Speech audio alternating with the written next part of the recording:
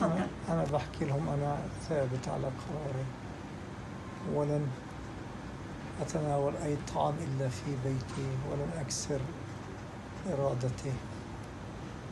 أنا موجود الآن في مستشفى كبلان، لا أتناول سوى الماء، وسأظل على هذا الأمر حتى أرجع إلى بيتي إن شاء الله. إن شاء الله. سلامي إلى الأهل، سلامي إلى أمي الغالية، سلامي إلى أطفالي.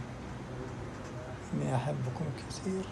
أرجو من الله أن يعمل الأحرار أو الصليب الدولي أو الجمعيات الحقوقية على أن يأخذوا تصريح لأطفالي ولأمي لكي أراهم.